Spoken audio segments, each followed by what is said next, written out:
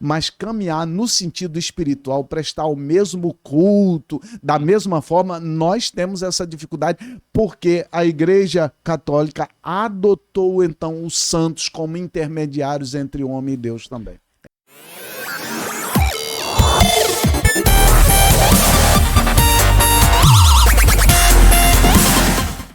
Vamos polemizar. Vamos polemizar.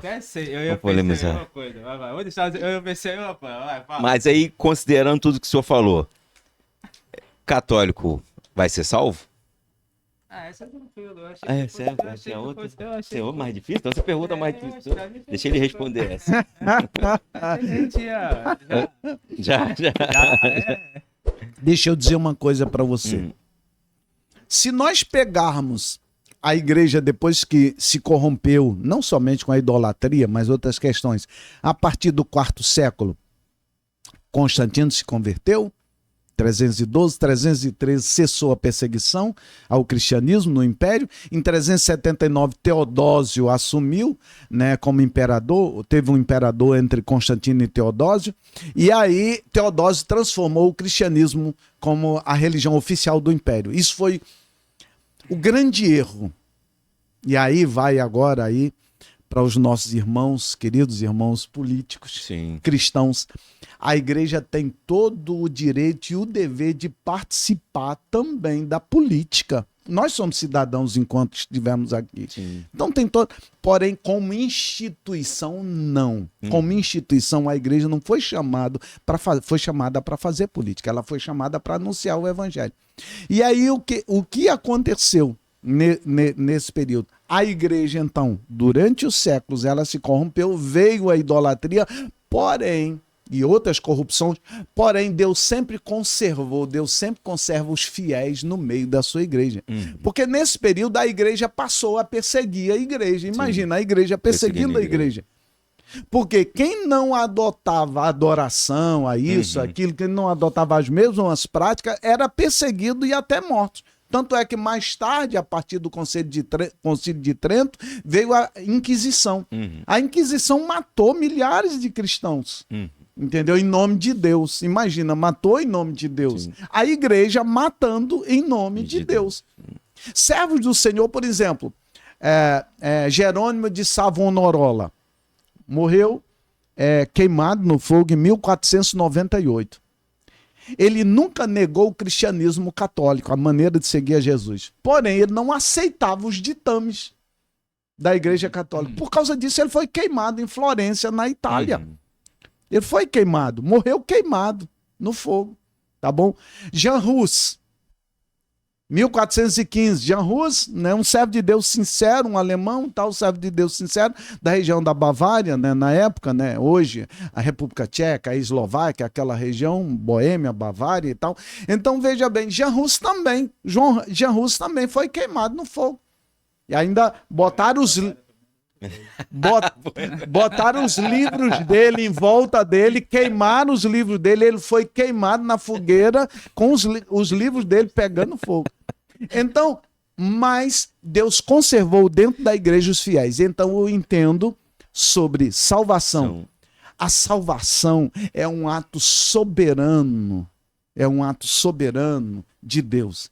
Nós não podemos dizer esse é salvo, esse não é salvo. Nós não somos juízes.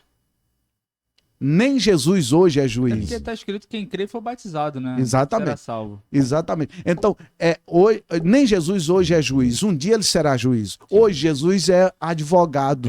Ele intercede a Deus por nós. Então nós não podemos dizer, dentro da igreja católica tem certamente milhares de salvos.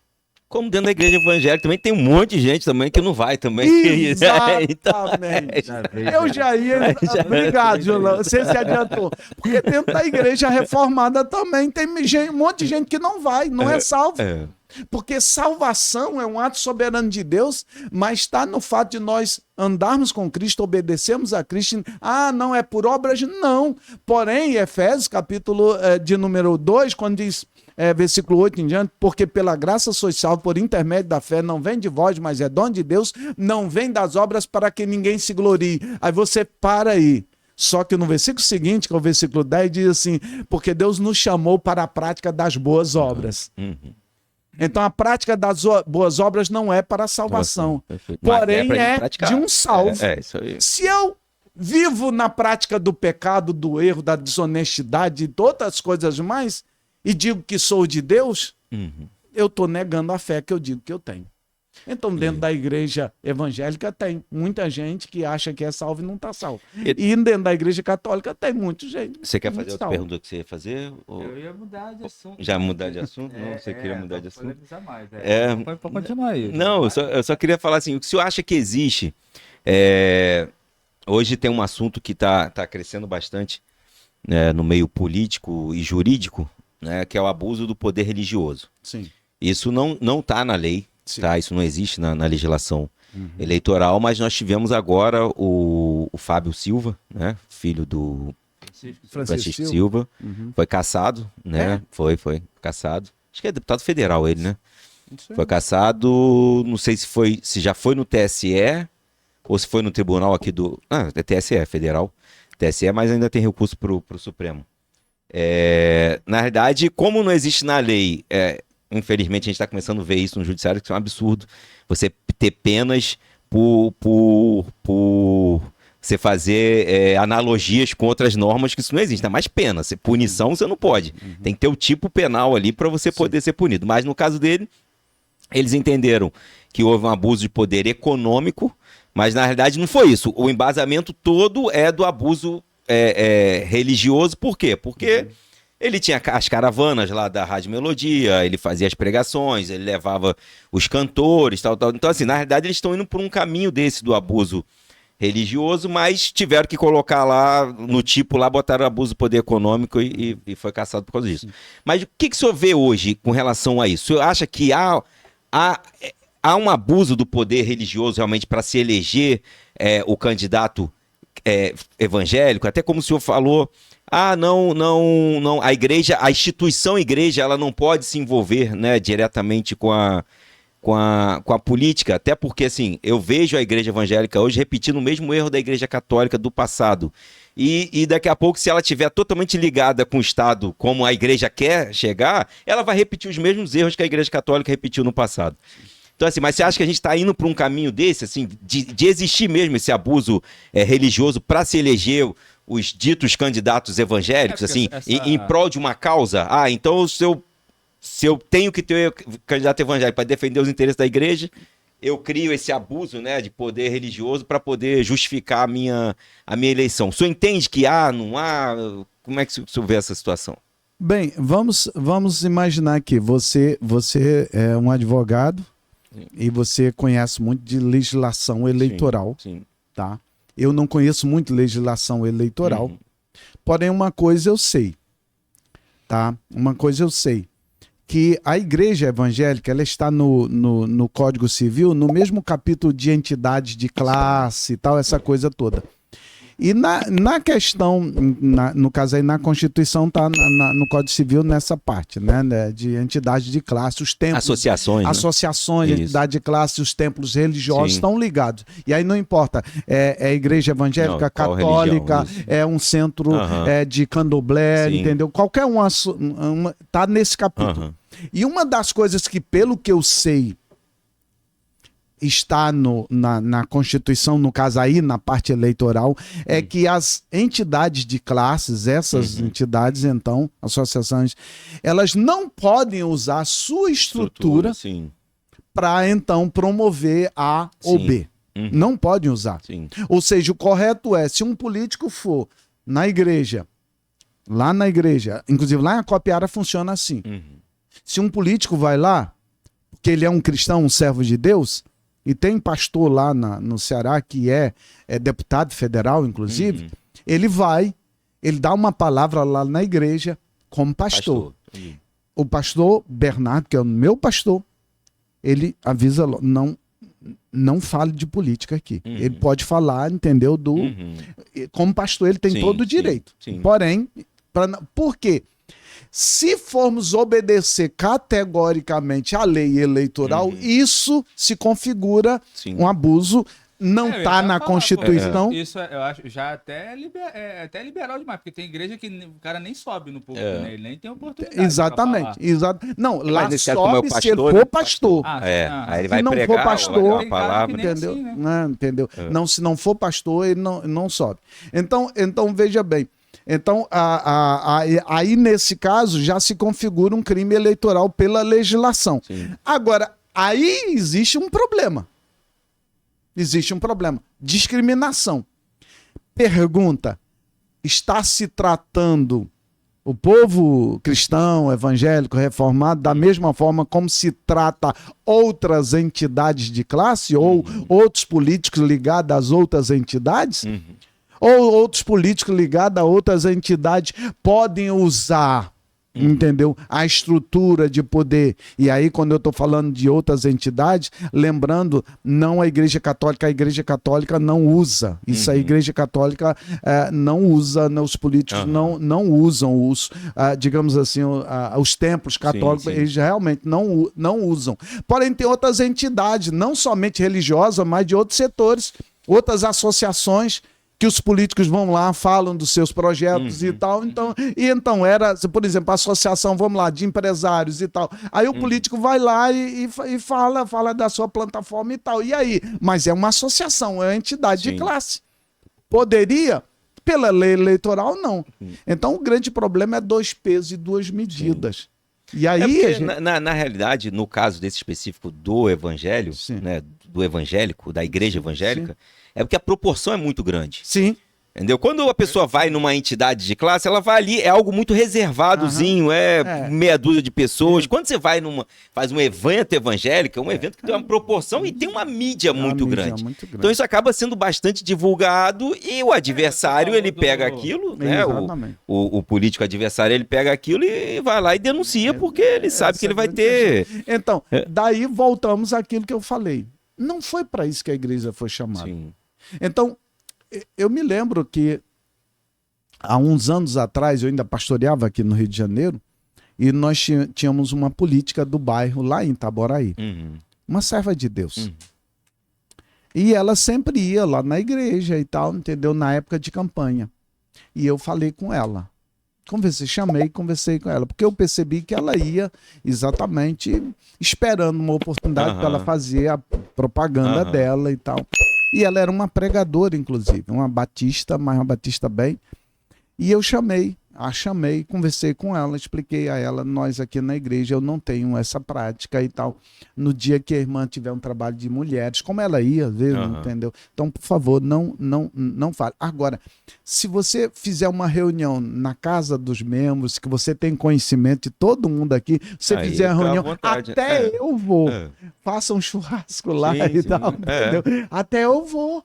É normal, natural, pode chamar os irmãos. É o cidadão. É o cidadão. Agora, aqui no templo, o templo não foi, entendeu, construído para isso. O templo é o lugar, não é a casa de Deus como a gente imagina, tá? Aí entra outra questão. Tá? O templo é a casa de oração onde a igreja do Senhor se reúne.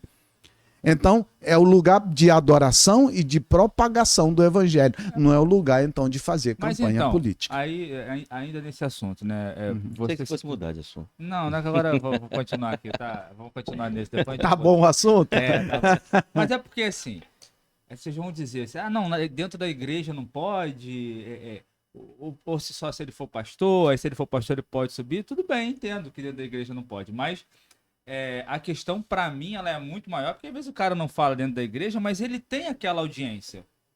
Entendeu? Então, do tipo assim, eu não falo dentro da igreja, mas se eu for ali fora, todo mundo da igreja vai me ouvir. Sim. Entendeu? Sim, então, cidadão. Você citou a questão do Fábio Silva. Mas tem o Fábio Silva, tem o Theo Silva, tem o Francisco Silva, o Eduardo Cunha se beneficiou disso. Sim. O Garotinho, na época, que foi governador. Sim. Atualmente, a Flor de Lis, o Marco Feliciano. Sim. Uma galera que, de repente, não sei, eu não investigo a vida deles, não sei se falavam nos púlpitos. Mas, pô, o Harold de Oliveira, o cara tinha uma rádio, uma gravadora. Entendeu? O Francisco Silva tem uma rádio. E a rádio, a gente pensa que não, mas ainda tem um alcance muito grande. Então, às vezes, o cara ele não fala na igreja, tem esse respeito, não, aqui é lugar de pregação do evangelho e tal. Mas saiu da igreja, ele carrega essa audiência. Sim, Então, é pra dele. mim, não deixa de ser um abuso, entendeu? Não deixa de configurar. Não, aí não, porque na realidade ele tem o público dele. É a mesma coisa do cara que é um artista. Uhum. Ele não precisa fazer um showmício para poder ele ganhar aqueles votos. Já Sim. tem as pessoas que gostam dele. Mas vamos separar o assunto do Fábio agora, de repente, em dois, né? Tem a questão do uso da igreja e tal. É uma questão do Fábio. Foi por isso que, assim, é um abuso religioso, mas por trás com um abuso econômico. Porque ele usou as caravanas que eram montadas pela Rádio Melodia, aí usando as igrejas, usou os cantores evangélicos. Então, assim, é um pouco diferente do cara que só vai na igreja dar uma palavra, entendeu?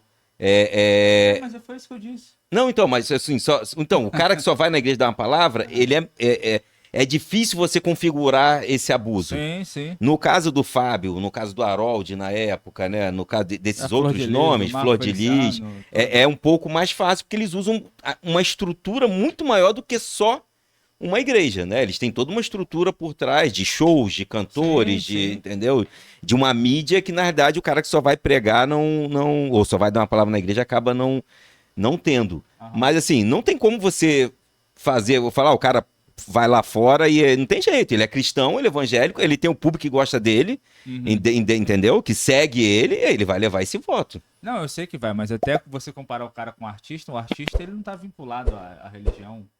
Né? Quando você pega um cara que tem audiência ou é o cara cantor, é músico, é dançarino, sei lá o quê, isso não tá vinculado à religião. O cara, quando ele tem uma audiência que é predominantemente religiosa, que é cristã, ele vai se beneficiar disso, entendeu? Então nós Sim. estamos separando o cara ele pode ser um artista, ele pode ser uma figura pública, pode ser um palestrante, ele pode ser o que ele quiser, mas quando o cara se propõe a caminhar na religião e fora dela, ele vai, na política, ele vai abusar dessa audiência religiosa Sim, mas aí então vamos separar mais uma vez o assunto. dele. Tá. Então esse aí é muito mais uma questão moral, religiosa, ética, do que uma questão eleitoral. Entendeu? Porque nesse caso é o cara que é cristão, que tem a audiência dele, que ele cresceu, né, a audiência dele sendo cristão, falando do evangelho. Aham. Então, na sua visão, você acha que ele não poderia usar isso para se promover Eu politicamente? não acho nem que é uma questão moral, assim. O que é moral e o que Não, isso é muito é subjetivo. Moral é porque, subjetivo assim, pra caramba. você acha que só configura o abuso se o cara usar da estrutura? Se usar da estrutura, sim. Se ele não Tipo usar assim, da... às vezes o cara não pega na igreja, politicamente, isso mas aí. ele tem um trio elétrico, ele tem um carro não sei o Não, quê, aí então, se for permitido ele para faz uma legislação, caravana, se for, não, aí se for a caravana, Gonçalo, por exemplo, não, tem a então, marcha, então é a mesma coisa não, a também. marcha tem, aí você Você acha iria que tem nesse política na caminho. marcha pra Jesus? Com certeza tem política, lógico. Muita coisa. Mas deixa eu entrar aí. Deixa aí, tipo, Deixa eu entrar aí no debate para clarear a coisa. Não tem como você desassociar o cristão, o discípulo de Cristo, o seguidor de Cristo, da vida pública dele. Sim.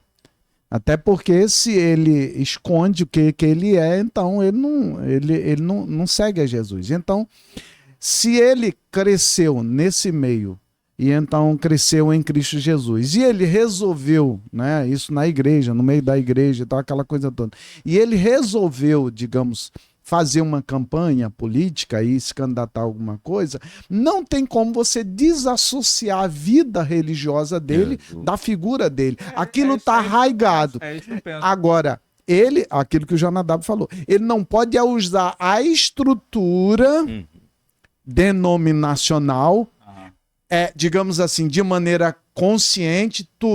Por exemplo, faz um congresso na igreja com objetivo que não tem a ver com o objetivo espiritual. O objetivo dele é promover, então, a candidatura. Aí ele está usando a estrutura religiosa. mas assim- Agora, lá fora, aonde ele for, ele vai carregar. Ele vai carregar. Ele vai carregar Eu o concordo fato. com você que é subjetivo pelo seguinte, você vai dizer assim, é uma questão moral, então, o cara ele tem uma audiência que é cristã, mas ele pode fazer fora.